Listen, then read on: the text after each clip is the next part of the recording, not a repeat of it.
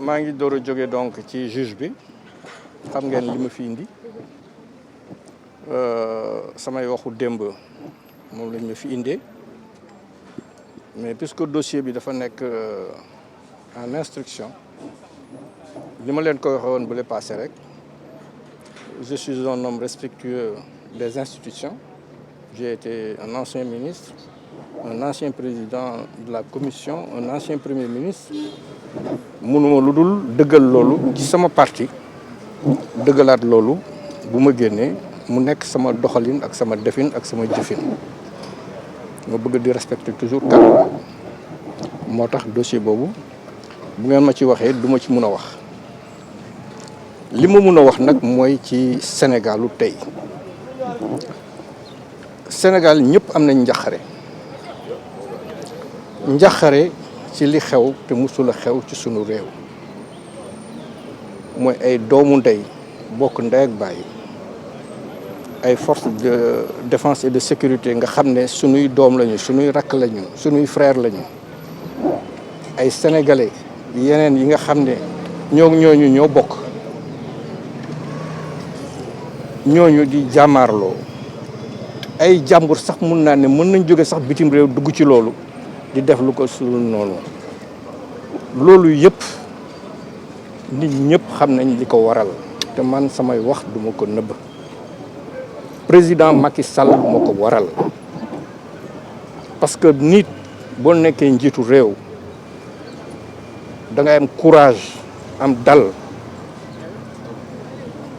am tekk bañ a déglu ñi nga xam ne traversé nañu pouvoir yëpp di la xelal dóoral jàppal force restera à la loi il faut faire ceci ba nga xam ne li nga xam ne sax moo doon essence su réew ñu nawoon ñu ci ndax président de la commission laa woon yore woon 8 pays muy ay journalistes waruñu leen jàpp ay ñii waruñu leen jàpp léegi gis nañ yooyu yëpp ci sunu réew du ngeen fi nekk tax moo tax ma koy wax mu nekk lu ñaaw ci sunu der lu ko waral politique bu salte bu tilim bu kenn xàmmeetul ñun bu ñu nekkee sax opposition ak pouvoir ay doomu ndey lañu ñoom bu ñu amee lu leen naqari man damay dem di jaale ji ñoo xam ne ci pouvoir bi lañ bokk ak ñoom seen naqar man bu mu na kazalika su ma nekkee ci suma naqar dama leen di gis wante pouvoir est-ce que jar na ngay seetaan sa réew muy suux nga bañ a taxaw wax ak sa peuple nit da ngay am fit am courage bu méttee nga bës sa xol ndax yow la ñu jox comme nga nekk président bu la joxee nga nekk président mooy président de tous les Sénégalais aujourd'hui bu génnee wax ci sa kàddu la wax ci sa kàddu la seen kàddu la wax sama baat la yore alors loolu nag soo ko yoree da ngay xam li ñu lay jox bu méttee nga bës sa xol parce que borom kër da ngay bës sa xol li la neex ak li la naqar yëpp nga teg ko fële te xool sa réew. man sama bopp nag laay waxal très sincèrement depuis ñu indi ma ci affaire yi ci police baag ba fii mënuma ŋaañu justice sama philosophie la pouvoir yi dama leen respecter parce que c'est constitutionnel la seule chose qu'on peut fustiger c'est que un président veuille ne pas déférer je dis bien déférer à l'indépendance des pouvoirs qui sont dévolus par notre constitution mais le reste yëpp comme ni ma la ko waxee bañ ma jëlee ci lii ba léegi gisuma dara lu ma mën a ŋàññi ñi ma yore woon fanaan naa fa gaa mais ba may dem di fanaan it xamoon naa ne damay fanaan sama doom a ngi fi ca suba sa le matin laa ko wax ne ko jëlal ma benn valise nga def ci sama yére sama pyjama defal ma ci suma brosse à dents defal ma ci sama rasoir parce que bu ma yeewoo il faut ma raser wu defal ma ci benn drap ba ma ñëwee ñu ne ma da ngay fanaan ma ne d'accord. est-ce que mesuré woon nga risque yooyu noonu. risque yooyu yëpp mesuré naa ko parce que man je suis un homme qui prend ses responsabilités. J'ai toujours fait ça dans ma vie c'est ma vie. Quand il s'est agi de prendre mes responsabilités en tant que fonctionnaire, je l'ai fait. La seule décoration que j'ai eue de mon pays est venue du président Abdou Diouf. J'avais 30 et quelques années. J'étais directeur du budget qui m'a décoré. Depuis ce jour, je n'ai cessé de prendre mes responsabilités. Et je continuerai à prendre mes responsabilités parce qu'il s'agit du devenir de nos enfants. Il s'agit du devenir de nos petits-enfants. Il s'agit du devenir du Sénégal pour lequel certains sont prêts à donner leur vie. Les forces de défense et de sécurité, sincèrement, moi, là. L'armée, sincèrement, moi, là. Nous avons sen bakan pour sen réew.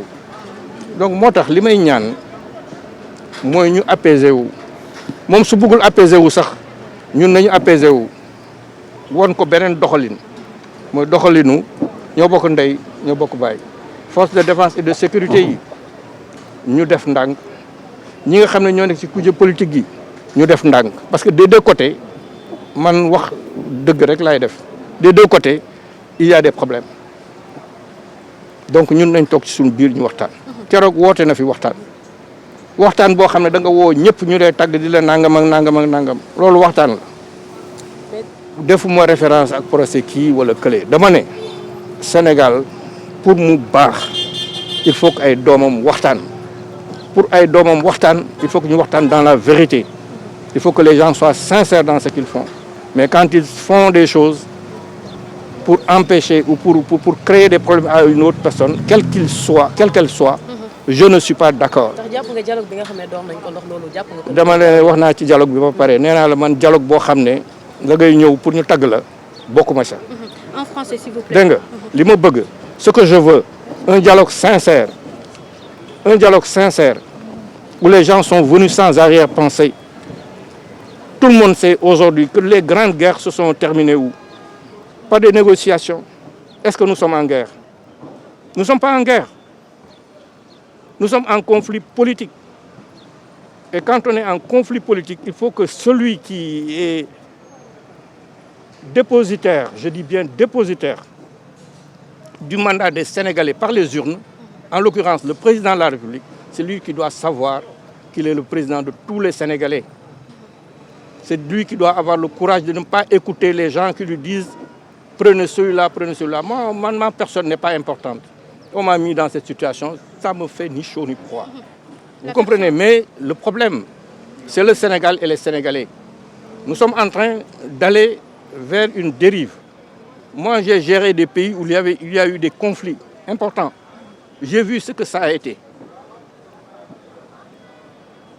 Alors donc, je ne veux pas que mon pays sombre dans cette situation. C'est pourquoi je demande à toute la classe politique, y compris ce gouvernement, en l'occurrence le chef, le président de la République, à revenir à la raison.